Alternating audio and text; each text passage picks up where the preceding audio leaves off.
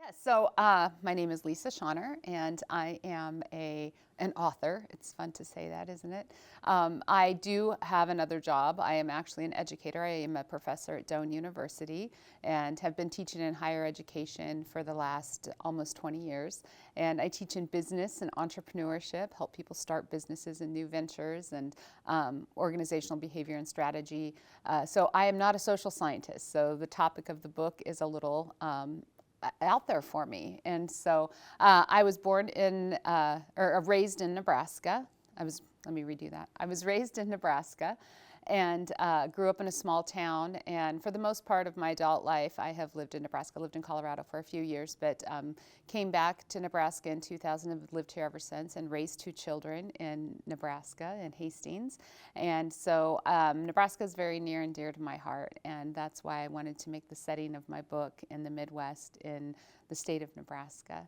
And yeah, it's just really great to be able to have a career as an author as well as be in higher education, and I've tried to kind of figure out how to blend those two things together. I'm a big proponent for marrying your different worlds, and so I also am a researcher, and so in my PhD and in the pursuit of my PhD, I'm trained in research, and so being able to figure out how human trafficking and business can kind of go together has been kind of a fun challenge over the last couple of years.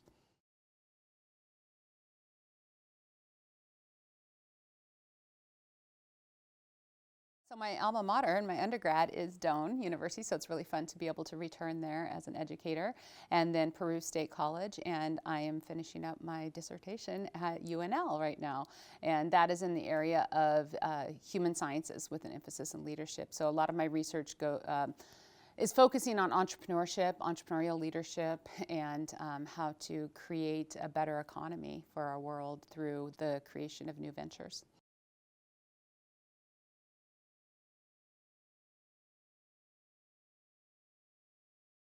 I always use my circle of friends as a litmus test, if you will. And so my very first chapter that I wrote with Reclamation, which is strangely enough chapter 32 out of a 40-some chapter book, but I went to my writer friends. I have kind of a group of friends that are writers, and so I relied upon them. I had a couple of them read the first chapter, and based on their endorsement, it was like, keep going or stop. And so they were very encouraging. And so that close-knit kind of first-tier circle of people who write and are creatives are very important to me. I did own a magazine for a while, and so I have some good connections to people who are pretty well-seasoned writers. So that's important to me. As far as taking it a step further, I did attend a writing retreat. I've always been a writer, short stories, essays, poetry. I have started several novels, never finished them. Reclamation is the first one that I actually finished. But I then went to a writing retreat out at the Shambhala Mountain Center, and that group of authors, many of them very well renowned, that's kind of that next tier. And so being able to share my work with them and get their endorsement, their advice, their guidance was really important. And then if we kind of take that next step out, the authors that influence me. So, Margaret Atwood, Celeste Ng, Jodi Picoult, all of those authors that kind of write those about important topics, but through the perspective of characters that we can relate to as readers and connect with.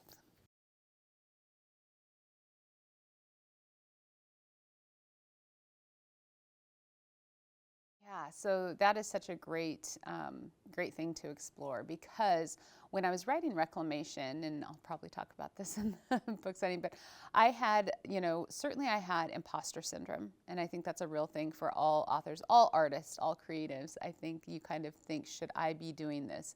Is my place here? And so going to the writing retreat that I talked about out in Colorado, that was probably the first time it really hit me, because Reclamation came to me so fast. It came to me in a strange way. I finished it, the first draft, in 2 months, less than 2 months, which was crazy for me. I don't do anything that fast. And so then it went into kind of that validation process. Let me check with researchers. Let me talk with subject matter experts. Let me talk with other authors and see what they think of this. And then I started working on it again. And then I shared my work with my fellow peers at this writing retreat, very small, intimate group of about 20 authors. And when I finished reading a chapter from my book, I looked up and everyone's sobbing. And I think at that point I was like, oh my gosh, I have lost connection with the subject matter so much because I've been in it for the last, 5-6 months. And so at that point I'm like, wow, should I be writing this? Am I the person who should be doing this? And so that question came up for me definitely and sat with me kind of pretty heavily that evening, and I really thought about it. And then one of my peers at the writing workshop asked, what's going on? I can tell you're kind of in your thoughts. And I'm like, I don't know if I should be telling this story because this isn't my story. This isn't the story of somebody that I care for, I'm responsible for, but I think it's an important story. And he asked me, who are you writing this for? And I really thought a lot about that question right then and there when he asked me, but as well as my entire ride home from Colorado. But when I kind of gave it some thought and responded to him, it was, I'm writing it for people like me. I'm writing it for people who aren't going to go out and pick up a memoir or a nonfiction piece of information or watch a documentary about human trafficking. I'm writing it for people like me who have the means of being able to make a difference and to help and to step up and to advocate, but likely aren't going to because they don't understand the severity of this crime. And so I said, if I can help people realize the importance of that through these characters that they connect with, through this fictional story that's a little easier to digest than reality, if I can do that, then that's who I'm writing it for, people to raise awareness. And then he paused for a second. He goes, then absolutely, you are the person who should be writing this. And so that just really put my mind at ease. And I also have a really close friend of mine, and she kind of all the way through the process kept telling me, you've got this, you can do this, this is your story. Because at one point I even thought about writing with a pen name, and she said no. She goes, because I was very worried. I'm like, what if I get something wrong? And I think you just have to, as an author, you have to know that you're always going to be going through a learning process. It doesn't stop the day the book is, released. You continue to learn and you continue to take in information that helps shape that story even after it's in print form.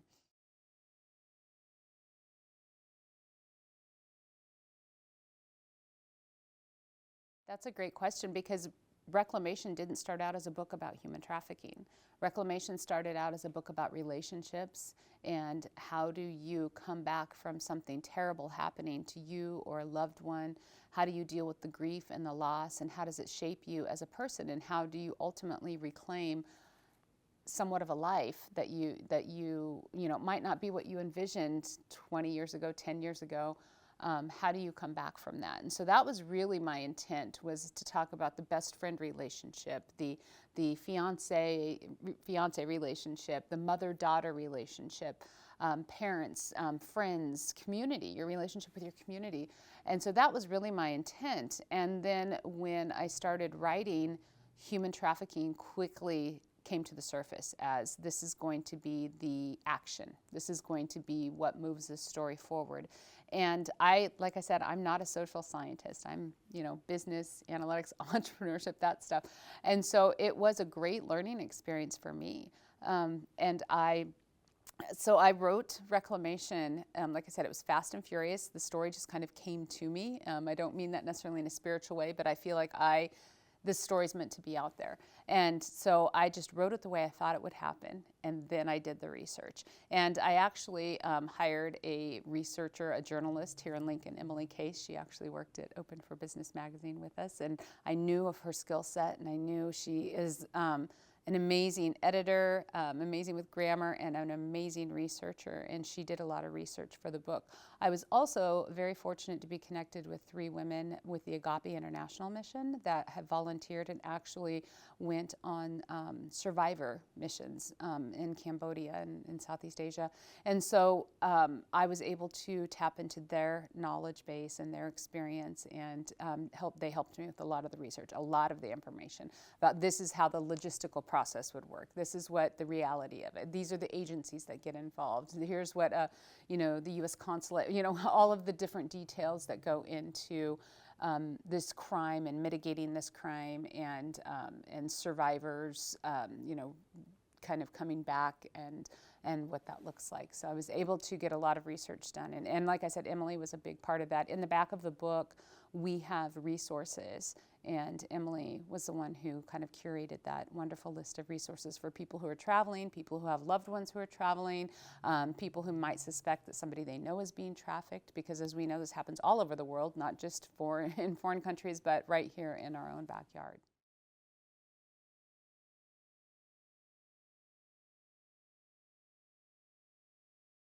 I would tell somebody who has kind of that inkling of an idea, has the desire to write, to just start writing. Just let that story come out of you. And if you're struggling and you haven't worked it all out, it's okay. I think stream of consciousness is a great way to start. Just start writing. When I was at my writing retreat, one of our things we did every morning after meditating, we would sit there with our journals, and a lot of times I'm like, I can't think of anything to write, and that's what I'm writing down. So just start writing. I didn't have necessarily a process, but I certainly had my times of day that were better than others. So in the evenings, I was much more creative, and my stories were much more textured and rich with character development and cognitive dissonance and that such. In the mornings, I was very pragmatic. I was like, here's point A, here's point B, here's point C. And so I would write the logistical stuff, and then I would fill in with the emotion and the feeling stuff later. And so you can write, like I said, my first chapter is almost toward the end of my book, and I kind of see things in scenes, and I see how would this play out if, role-playing kind of thing. I guess that's the theater kid in me. But I would see it that way, I would write it that way, and then I would write another chapter, and then how do I connect those two things together? What needs to happen in between these? And so I would say just start writing. If you have an idea, don't wait to write that idea because you don't have the stuff that leads up to it or the plan for it. And I would also encourage them to find other writers. Talk to people like you. Talk to other creatives. Talk to your English teachers and your just people out there who are doing it. There's a lot of writing groups available. There's a lot of forums online that you can get on, and kind of start follow your favorite authors on social media, and you're going to get a lot of guidance and tips that way, because you want to surround yourself with people that you want to be like. So, and don't be afraid to apply to those writing retreats, to those writing workshops, becoming involved with your local organizations like the libraries and like the Nebraska Writers Guild. I was linked to them through other authors who are with the same publisher that I'm with.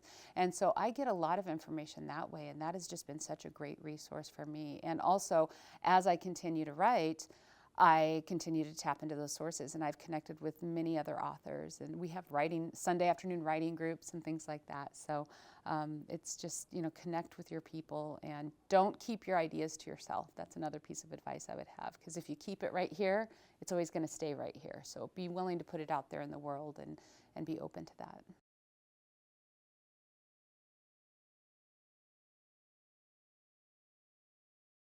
I do. I actually have 2 projects in the works. As far as what do I want to do in the future, I kind of discovered my niche, if you will, as I wrote Reclamation. So I realized Reclamation is written in first-person perspective, and it's told from 5 different perspectives, actually 6 with our epilogue character. But 2 main characters have the majority of the chapters, but I really like talking in that first-person perspective. I think that's a great way for people to relate. And I also really like talking about these big societal issues. And so I think I've kind of found my sweet spot of talking about those big, difficult topics through the lens of relatable characters. And so my next book, which I have it all planned out and ready to go, I'm waiting to get some other research and other projects off of my plate, but that one is going to be about a big, difficult topic, and it will be also based in the Midwest, and hopefully be a story that people can connect with. That's one thing that was really important with me as I was writing Reclamation is to, there's football, there's real estate, there's mother-daughter, father-son, there's all sorts of different topics, and hopefully there's something in there that readers can connect with. And so I think being able to talk about those topics through a narrative that people can take in at their own pace is really important. Another great project that I'm working on, I have a friend that I went to high school with, and she's an amazing artist. And she, through COVID, she was an ICU nurse in Arizona and saw a lot of very traumatic things happening. And to deal with that, she turned to painting. And so she has these amazing portraits of just these beautiful men, women, children, mostly women though, and they have such emotion. And one of the things, as I was seeing her post these things on social media, I was just like, oh my gosh, I just want to write the stories of these portraits that she's painting. And through another friend who suggested a coffee table book, we have kind of developed a project where we are writing some short stories based on her paintings. It's myself, Emily, that I talked about, was a researcher and a great writer. She's going to be doing it. Madonna Ball, who's another Nebraska author, Eric Tucker, who's another Nebraska author. They are all contributing a couple of stories, and we're going to have a book of short stories inspired by Deanna's paintings.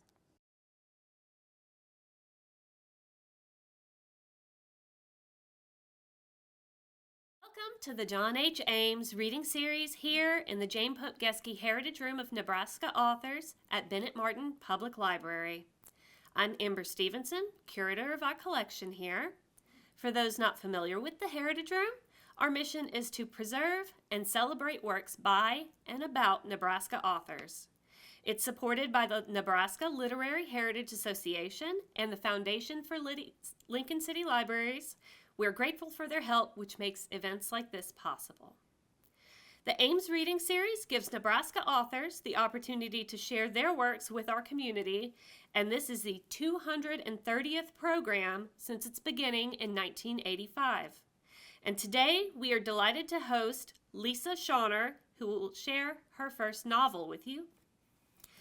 Born and raised in the Midwest, Lisa is passionate for creating positive change through activism and education. Clonch strives to bridge her professional life to the practice of storytelling through writing. She currently serves as an assistant professor of entrepreneurship at Doane University and volunteers in her community, helping grow the entrepreneurial landscape. She pursues partnerships with organizations that serve survivors of trafficking. Please welcome Lisa Clonch.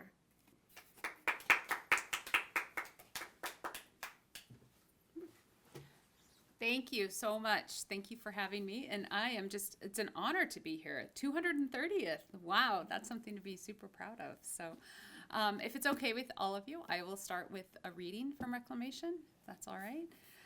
As you know, Reclamation, or as you might not know, but Reclamation is told in the perspective of 5 main characters. The two main characters, best friends Mallory and Jenna, are the majority of those chapters, but each chapter has a different perspective.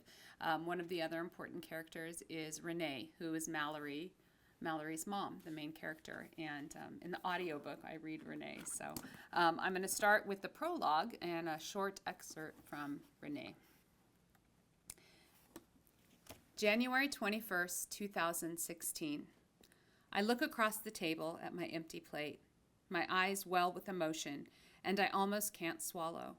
I am pathetic, but celebrating her birthday allows me to remain hopeful. I push the food around on my plate, not feeling hungry. She loved my homemade macaroni and cheese. Each year on her birthday, we would do a special meal where she would pick anything she wanted for dinner, and we would eat in the dining room rather than around the kitchen island. She had different themed parties with friends growing up, and then later in college she would have gatherings with more mature celebrations. But no matter what, we would always do dinner together on her birthday. I've kept that tradition going, even without her. I fold my hands and rest my forehead on top. Tears trickle down my cheeks as I stare at the plate of macaroni shells. My cell phone rings from the other room, startling me. "Hey, Renee." My sister's voice brings me some comfort. She always calls me on Mallory's birthday. "Hi there, Joni," I choke out. "How are you doing?" Okay, I guess.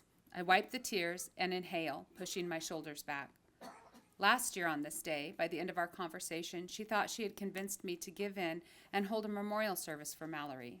She wasn't the only one with this idea. The last time Jenna stopped by to see me, she had inquired about the same thing. I know everyone thinks the funeral will bring me some closure and help me to move on, but I just can't. I'm still not ready to let her go. I put my phone on speaker and begin to clear away the dishes from the table. Well, I just wanted to call. Been thinking about you all day. And Mallory. Hearing my sister say her name sends a wave of sadness through me that actually makes me ache. She would have been 30 today, is all I can say. So as a mother, that's where a lot of the inspiration that I had came to write Reclamation. Do I need to stay back here? Can I come? Can I? Well, the mic. Okay. Okay. All right. I will do that then. So, being a mother is the most important role that I have in life, and is definitely where a lot of my inspiration for writing Reclamation came from. My daughter, who I'm very close with, is she's 28 now, but she has, ever since being in high school, being 16 years old, she's traveled all over the world. She's kind of that wildflower, very, I thought, naive. As I see her working in the real world and becoming a professional and bringing value to others, it's amazing the capabilities that she has.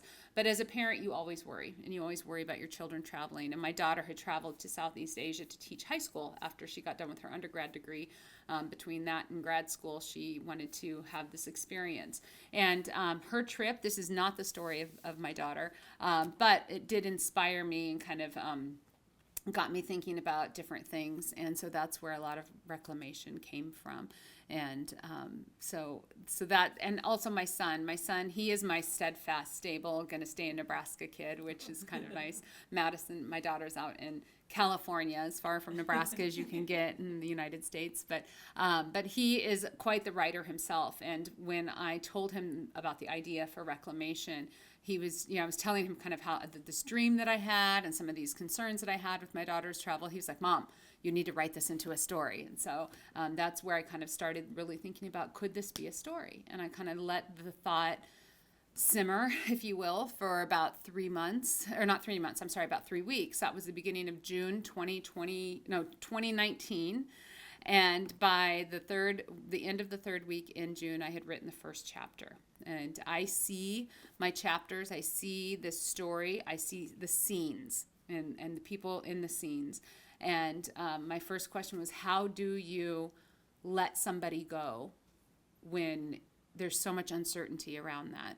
And I kind of wrote the first chapter and gave it to a couple of my writer friends. And one of my friends sitting right next to me, Amy, who was a big part of this, she stopped reading. She sets the papers down. She goes, well, now what? I want to know more. And so that kind of gave me the encouragement to keep on writing. And then I went to a completely different area of the book, different scenes that I had in my mind, and wrote that. And then the rest, the story kind of started to develop, and that's where it came from. And I didn't stop it. Typically when I have an idea, I really tried. I'm a very pragmatic person, project manager by nature. And so I want to see this, I want to see how everything's going to connect and what the outcomes are going to be. And, is this, action that we're taking aligning with the mission and all of that. But with Reclamation, I just kind of let it happen, and I kind of went with it. And so that is where I learned a lot about myself as a writer, and a lot about my process, and found that as long as you are being true to yourself and the thoughts that you're having, and you're getting them out there on paper, everything can be edited and revised and iterated in different ways. And so just kind of grabbing a hold of that and letting the story come first was my first step. So I can continue to talk about the process of writing. We can venture into the topic of human trafficking. I will give you full disclosure. So away from there. Full disclosure. So Reclamation did not start out as a book about human trafficking. And that is a topic that came shortly after I began the story, knowing that I needed to have this terrible, awful thing that happens to somebody, right? And human trafficking is a pretty terrible, awful thing that can happen to somebody. And so my goal with Reclamation to start out is, how do you reclaim your life? How do you come back to yourself and to your loved ones and to some semblance of what life is after something terrible and awful happens, after grief, after loss, after that uncertainty? How do you come back from that? And soon into that, writing the story, that's when I realized this is a great way to kind of advocate for human trafficking, and a great way for me to learn too, because as I said, I'm not a social scientist, so this topic is not one that I knew a lot about. I had maybe watched a few documentaries. A friend of mine, when she heard that I was venturing into this, gave me the book Half the Sky to read. I've read several books that were nonfiction about this, but there's not a lot of fiction out there. And so that got me thinking too, like, well, can I write fiction about a really real topic? And then I realized, if I'm going to learn more about it, that's how I would probably learn about it. And so then I kind of kept going with fiction. And it's also a lot easier to write, and it's a lot easier to read. Not that it should be a difficult topic, but it's a little easier to take in when you're talking about people that don't really exist. Although it is a very real crime, a very real situation in our world, it helps you understand it better. And then you can take those steps to maybe take in some of the nonfiction and to advocate and to work with survivors and to be involved in that world. And so that's kind of how I approached it. In fact, I even, when I started, like I said, it came pretty early on that that human trafficking was going to be this kind of action thread throughout the book. I had a lot of people, when I told them about that, they're like, oh, I know so-and-so, or I know this group, or I know these people that you can get in contact with and talk to survivors and get their stories. And that was a very hard choice for me to make. Like, do I do this? Because I had basically worked out over the course of a few weeks the entire plot of Reclamation and how it was going to work. And so I had to decide, do I talk to survivors for the sake of understanding their story and understanding their process and what happened to them, or do I write the story and then do that later? Because I know myself as a writer and as a communicator, and I would want to honor their situation and the fact that they shared their story with me, and I would want to bring that into Reclamation, which then would make my plot line and my storyline very complicated and possibly not well connected. And so I purposefully decided not to talk to survivors prior to finalizing Reclamation. And then after it was pretty much on its way to the publisher, then I started really getting involved with some of the advocacy groups and going out there and talking with people. I had to come to terms with the fact that I might get something wrong.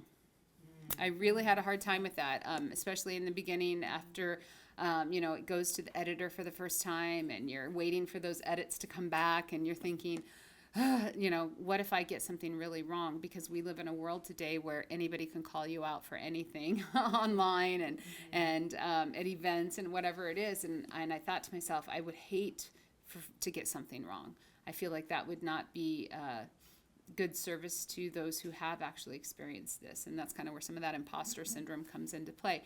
But I have a friend, and she talked to me. She goes, you are learning. Just because you're an author does not mean that you know everything, and you're going to continue to learn. And so if you do get something wrong, you need to be open to that and say, I'm very sorry.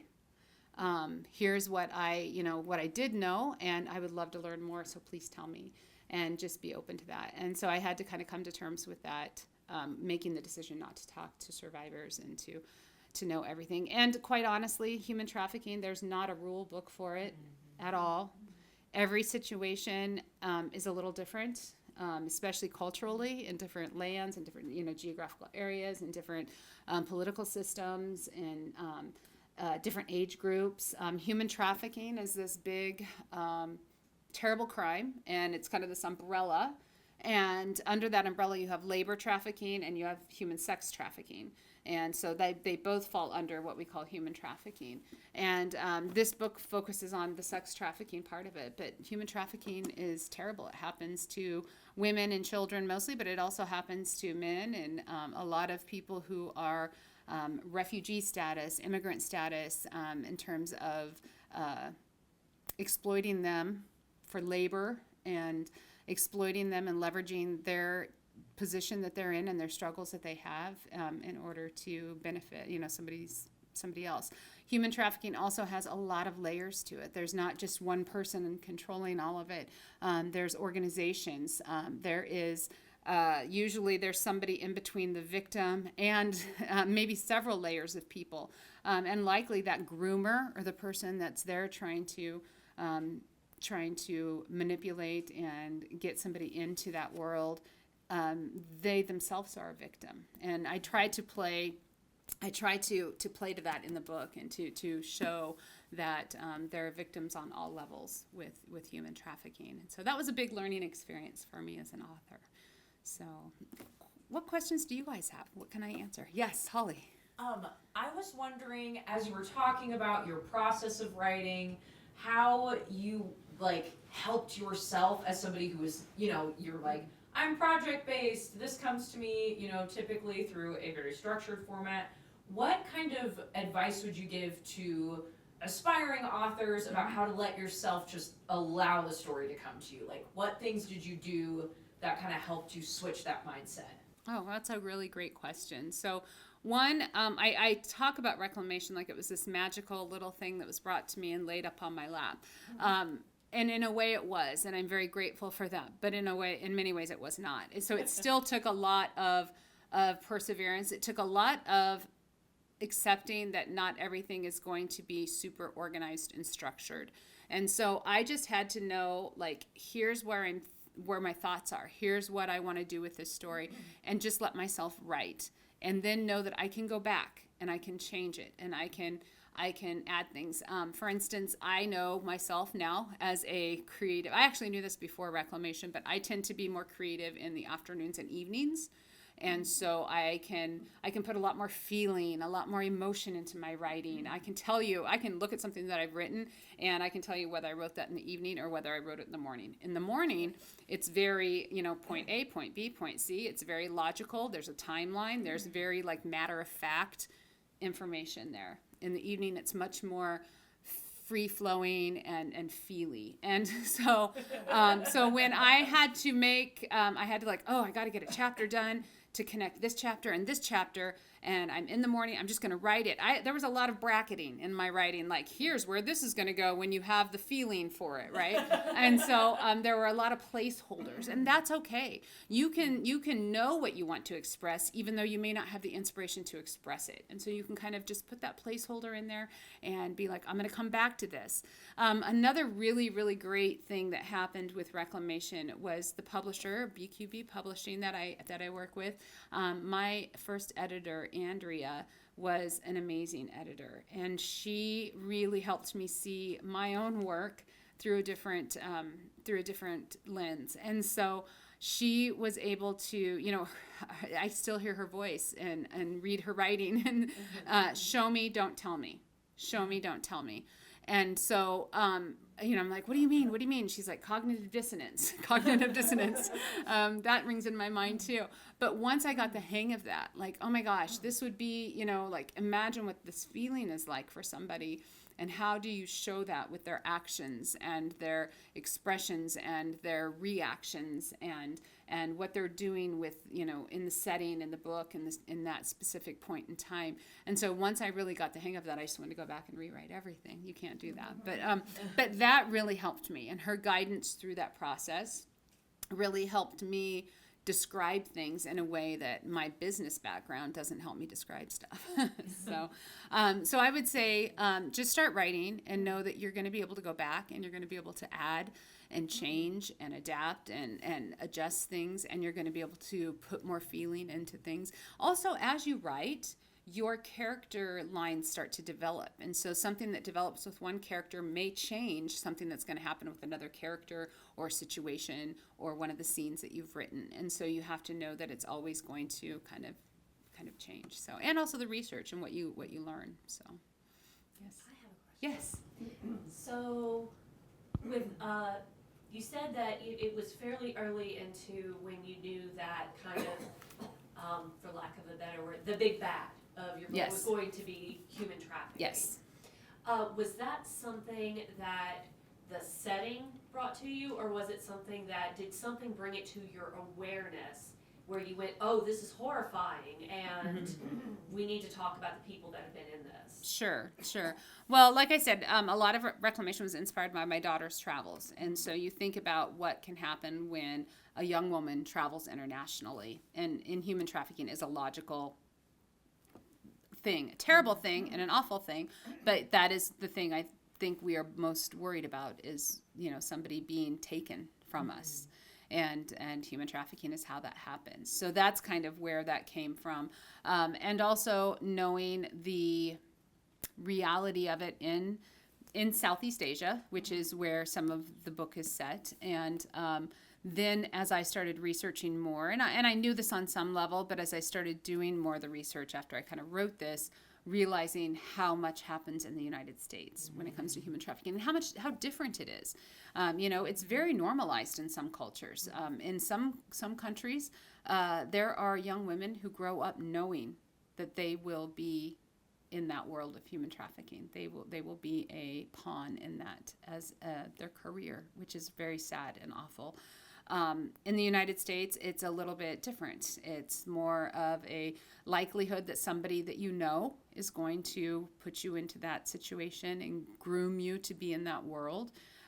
It is very likely that there's a lot of other crimes involved in it, drug use and domestic violence and all sorts of different things that come into play. It is also very, like I said, it's somebody that you know. And so a lot of times it's a young girl who doesn't have a support network, maybe doesn't come from a family that is super supportive or doesn't have those people that are looking out for them. And that groomer or trafficker is able to identify that and find a way in very easily. And a lot of times, sad as it is, that is the first experience that young woman has thinking that she's loved. And so that is a very profound thing for a young person.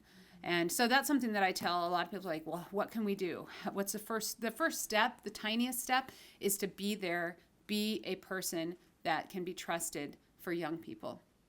Be that person that they can share that, this didn't seem quite right, and I'm not sure who to talk to about it. Be that person for them. Be that open, like, come, you can tell me anything. There's no judgment. Because with human trafficking, there is a lot of shame and a lot of stigma that goes along with that. There's a lot of, I heard, now since writing this, I have connected with a lot of survivors. And there was a survivor where, she shared that she was so incredibly embarrassed that this had happened to her. How do you admit that you fell for this, right? How do you admit to the people that you think respect you and love you and care about you? How do you admit to them that you were a victim in a situation where you fell for it, basically? And so, and I think that that's just, if you can be that person where they can come talk to you about it and no judgment, no shame, no, just tell me, I'm here and how can I help? What can I do? And sometimes you have to just do it, because a lot of times people don't know how they need help. They don't know what you can do. And so you just kind of have to be willing to take that step and take small steps, but take that step, allow them to talk about their experience in their own time, and don't push them and everything. So, I don't know if that's a long answer to your question, but yeah, so that's a lot of what I learned and how I came to figure out that was going to be, be the topic and how it was going to happen. So, yeah. Anything else? Other questions? I'm just kind of wondering about your process. I guess we always ask people, do you get up at 5 o'clock in the morning and write? Do you write at midnight before you race it? Yeah, that's great. So when Reclamation was wrote, I was working for the University of Nebraska on our Kearney campus. And so I was working full-time in the summertime. It was the summer of 2019. Like I'd mentioned, my daughter she'd just come home from Thailand, and she was home and Madison, my daughter, I'll kind of go into a little bit of the inspiration here, a little more detail, but she went to undergrad at the University of Redlands, so as far from Nebraska as you can get. So every time Madison was coming home, I was always preparing for this, having to say goodbye, right?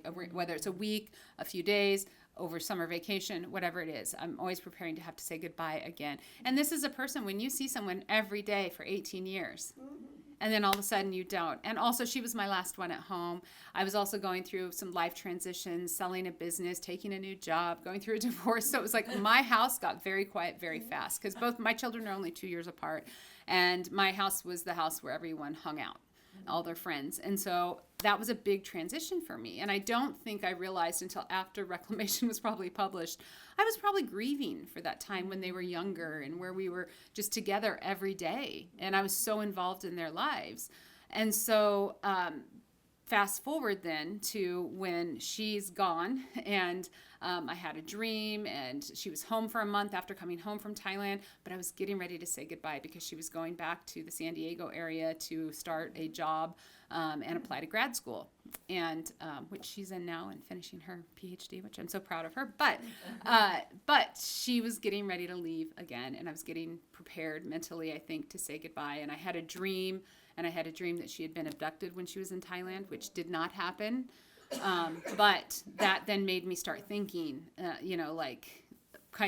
knew I wanted to write a story about relationships, and I think that, coupled with probably the grief and everything that I'd had, and coming off of that trip and knowing she was going to leave again, I think it all kind of came together at this confluence of Reclamation. That's where it kind of came from. And so from that, then I let that idea simmer. I kind of was like, okay, what if you wrote a story about two people and best friends? I was my best friend growing up. We were at this kind of crossroads point too in our relationship. And I was like, how do you help someone who you love dearly and you care for and is a part of who you are and who you've become as a person? And so I kind of started toying around with these ideas and letting that story kind of develop. And then I started writing that last week in June, and wrote then last week in June, and then over the 4th of July, that best friend that I talked about, she and I had actually went up to out in Colorado, rented a cabin for the week, and did a lot of hiking. She did a lot of reading, and I did a lot of writing. I wrote probably about a third of Reclamation up there in the mountains, and then came back and was working full time. So at the university, I was working. So a lot of my writing happened at night because I was working full time or on the weekends. And again, on the weekends, morning writing on the weekends, I could tell I was writing, when I wrote in the morning, when I wrote in the evening, and that kind of thing. But so I did a lot of writing, and I had to just let myself write. I just made myself write.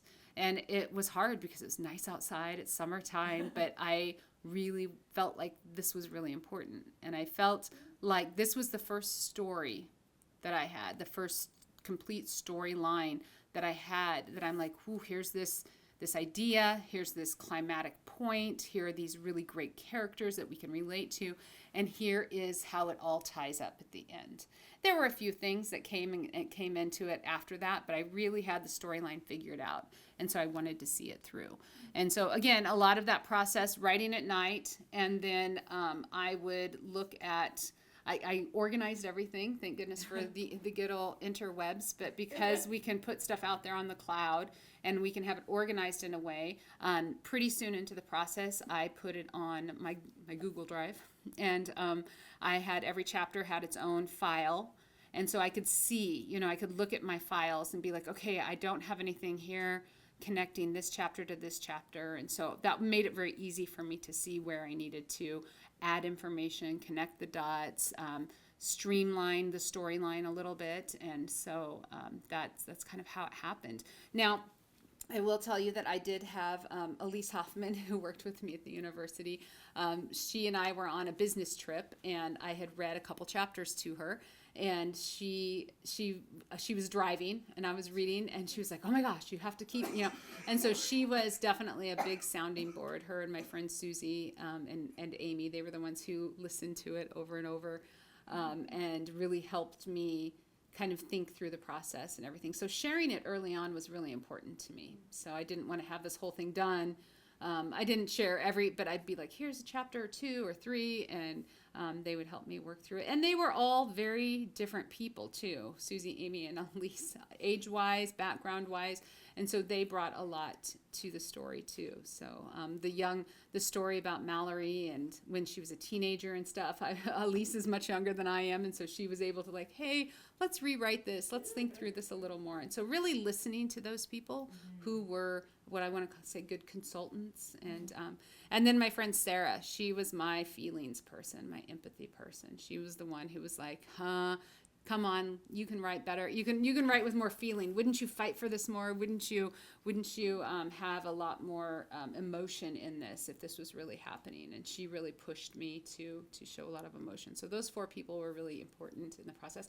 And again, I spoke before about going to writing retreats, working with experts out there, and kind of connecting with your writing group as well as subject matter experts. Don't be afraid to do that. Because if you keep this to yourself, it's going to stay just yours. And if you want to put this out there in the world, you have to be willing to share it, and you have to be willing to take that risk. That's very vulnerable place to be in. Another thing that was really wonderful is I had a book club in Hastings.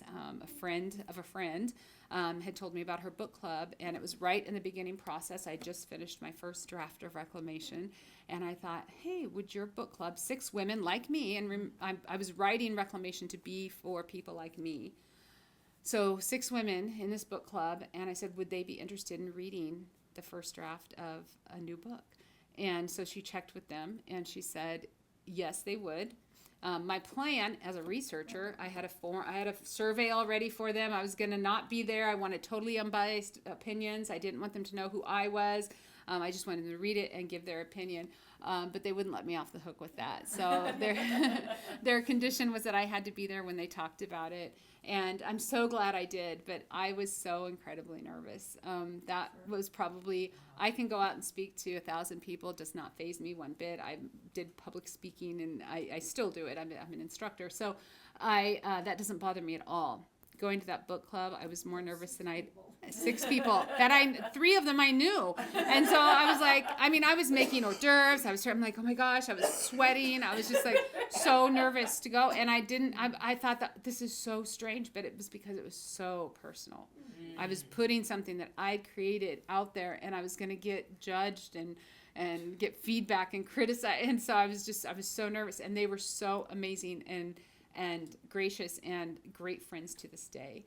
It was really fun too, because after Reclamation came out, they actually asked me to join their book club. So I'm like, well, I feel validated for that. So, but they gave me great feedback.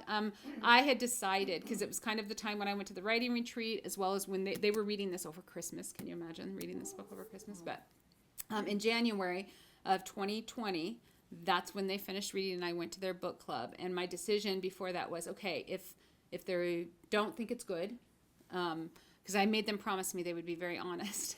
If they say, oh yeah, it's a nice story, but yeah, it's not something I would probably pick up or recommend or whatever, then it goes on a shelf. This was a great experience, and I move on to my next project.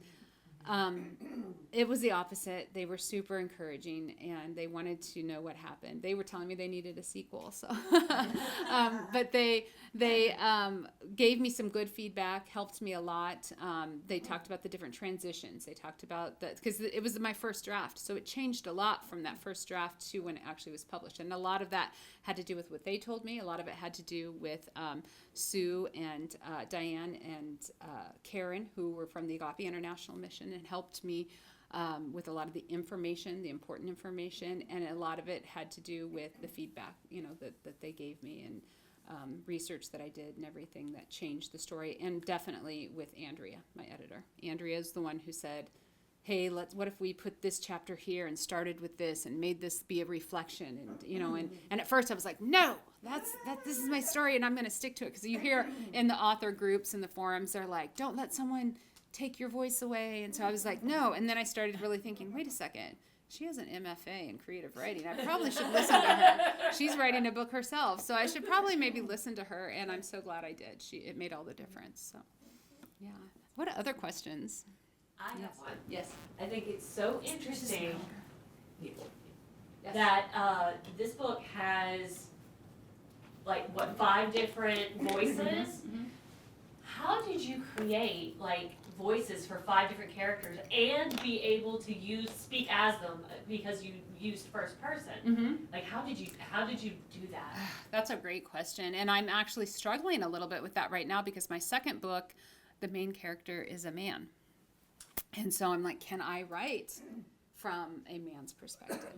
You ask yourself a lot, can I write from another person who has a different race or ethnicity than I do? Can I write in that voice when I'm writing first person? And there's a lot of different thoughts on that in the writing community. So, but in regard to Reclamation, I first of all was able to write from the main character fairly easily, because I'm not going to say that it is not the story of my daughter, but a lot of the characteristics of Mallory, the main character, are similar to my daughter. Probably a combination of me and my daughter, I would say.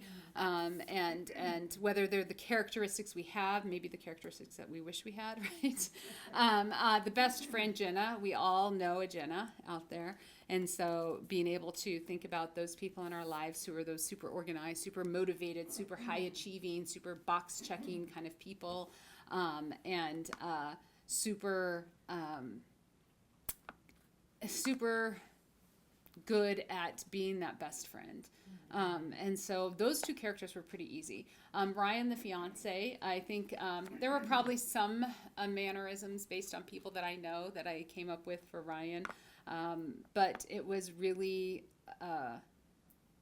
it's kind of that best friend, kind of that guy best friend kind of perspective, and also letting people read parts of Reclamation, especially those perspectives that fit those kind of demographics, fit those characteristics of who you're writing for, and see what they think. So again, like having Elise read this scene with Mallory, and saying, oh, I wouldn't think that. That's not where my mind would go. That's not what action I would take. That's not what I'd be wearing. That's not, And so really listening to what they have to say. Writing the character of the mother was very easy for me because, and then there's another chapter in there.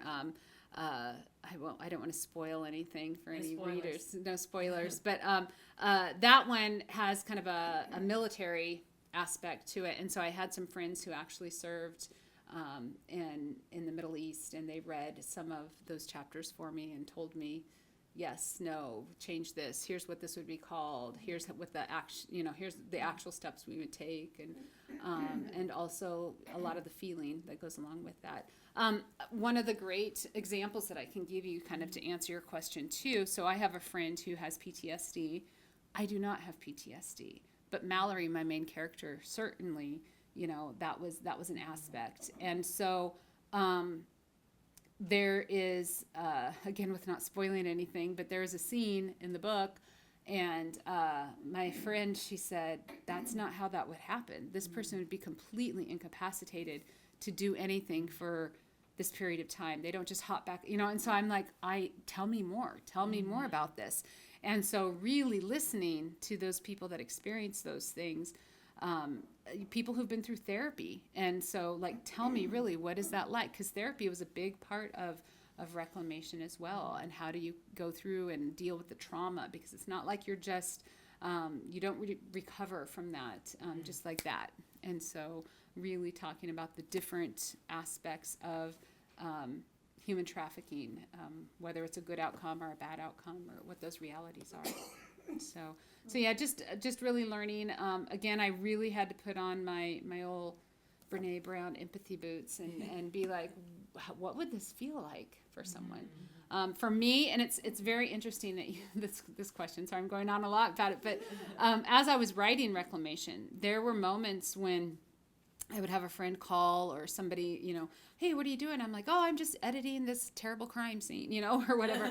And they're like, okay. And it was amazing to me how easy that was for me to just write it the way I thought it would happen and not have a lot of emotion about it. The scenes with the mother-daughter, I would be picking myself up off the floor. I would be weeping. I remember one time I had a gentleman who was mowing my lawn stop by my house, and I had just finished a scene with the mother-daughter situation, and I was just bawling, and because that's what I related to. That is what I was able to. And it's funny, Megan Arrington Williams. She's the one who voiced Mallory in the audiobook, and she's my old business partner and a good friend. And she did amazing. I mean, you can imagine those scenes and how hard it is to read those scenes. She made it through all of that. And then there was a scene where she's remembering and talking about her father while she's being held captive, and that is where she just lost it, because she was supposed to go visit her father that last weekend, and because of weather she wasn't able to. So it's like that's what she related to, right? And so we find those things in ourselves that relate to the characters and what we're reading and what we're writing. So yeah. Anything else? Would you guys like me to do another reading for you? Yeah, let's wrap it up with one more reading. Okay. That'd be great. All right. I am going to read you a little bit of, let me see. I'm going to read you a little bit of Jenna. So, I'm sorry, just a moment.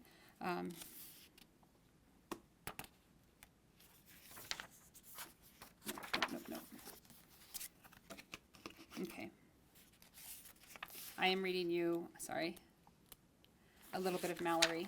And just a trigger alert, this is pretty intense. So, today is different. They have put us into different rooms, sometimes different buildings, but I take off the blindfold and gasp. I'm in a hotel room. This has happened only a few times, and each time they bring me back to the house with the other girls. I regret not trying harder to escape or even yell for help, but in the hotel rooms, I am lethargic with drugs and usually tied down and gagged. I've been in this room before.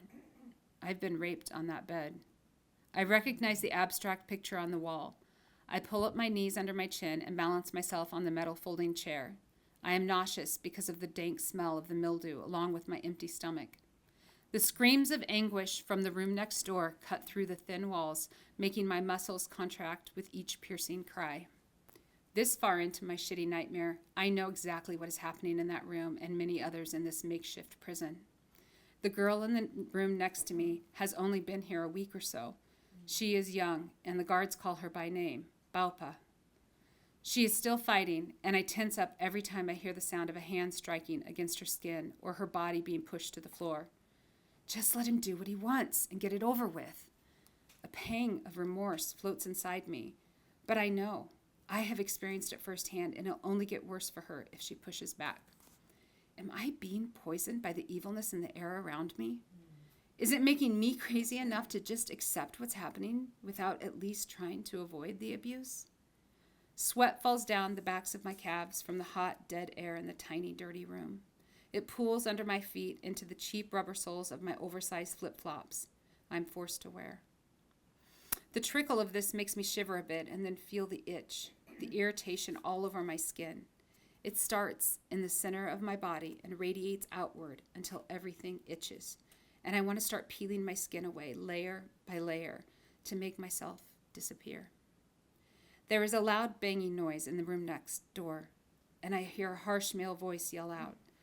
I gasp when the wall shakes, and Baupa lets out a guttural cry as she's being thrown against it.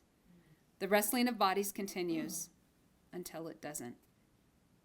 There was a sound of a knock and then steps toward the room. After the click of the door unlocking, there are two muffled male voices. What is happening? Was she unconscious or possibly dead? No. I can't breathe. I'm next and I know it. I have never wanted to disappear more than at that moment. Did they kill that girl? Are they going to kill me? Do I want them to kill me? My body tenses when the door handle turns and the squeak of the hinges sends a chill up my spine. A hazy light pours around the silhouette of a tall figure. A gruff sound of a man's voice rumbles in the small space. Tears fill my eyes, and I seem to fuel the burn. Be gone, but he is coming toward me as the door shuts behind him, and there's the click of a lock. Try to end with that one. No,